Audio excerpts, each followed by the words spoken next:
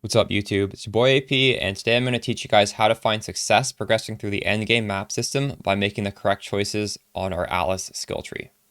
This is something we're going to unlock when we finish the campaign, and you can pull this up by pressing Ctrl+U on your keyboard. To give a little bit of context for how the endgame system works, you're going to start getting quests for complete X tier of X map, and it starts off with you need to do 10 tier 1 maps. In order to do that, you're going to have to run 10 Waystones of at least tier 1. And to take a look at my Waystones, we have a lot between tier 1 and tier 5.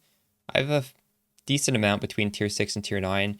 I have almost none from tier 10 to 15, which is the highest.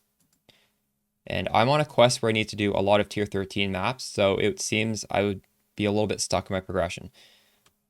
That might also give the idea that it's very easy to progress through the earlier tiers, but that's not actually the case. It's just the more maps you do, the more lower Waystones you'll just randomly drop, since Waystones don't always drop at the tier of map you're running. So it's actually not that easy to progress at any stage in the game. That is why when you level up and get these Atlas skill points, I suggest going for either nodes that give you chance to drop a higher tier Waystone, or simply increasing the quantity of Waystones that drop. So for your first 2 points, the best nodes are 20% chance to drop a tier higher. And then if you want to spend some respecs after you get your next 2 nodes, you can take one of these nodes off to go down to 20% increased quantity of Waystones. After we grab this, we are going to fill out everything at the top, because this gives us a total of 50% chance to drop a higher tier Waystone. Now that we have all of this, we're going to start pathing our way down to these nodes. These are nowhere near as good as this, because it's 3 to give 18% quantity, but it's still the next best nodes to take. We're going to wrap things up by grabbing 20% chance to be a tier higher. And after you have all of this, you have your baseline tree. You can sort of do whatever you want, but this is for sure how you want to start things off, just to make sure you're going to be able to consistently climb up through the tiers. And if the game ever feels hard, you can just sort of stay at the tier you are and just stop trying to progress harder, because going from T12 to 13 to 14 to 15, the game does start to get very difficult.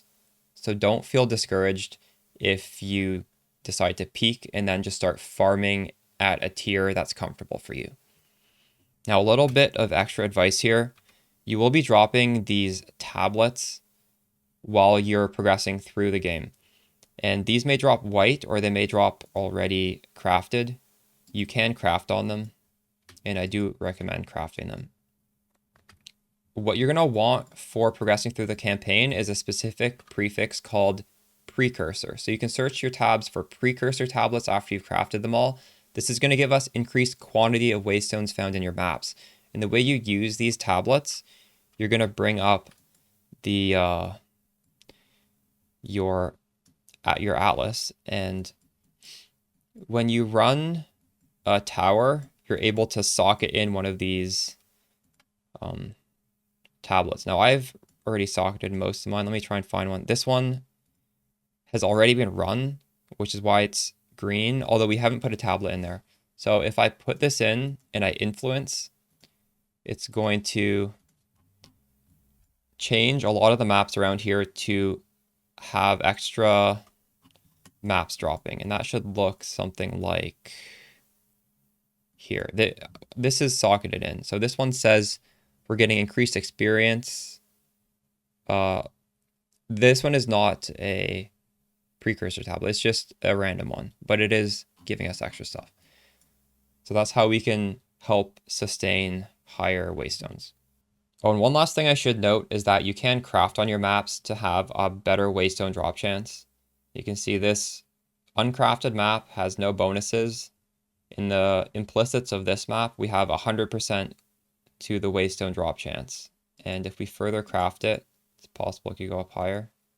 Now it's 200%. So you could transmute, augment, regal orb for 3 mods, or you could use an alchemy orb to get 4 mods.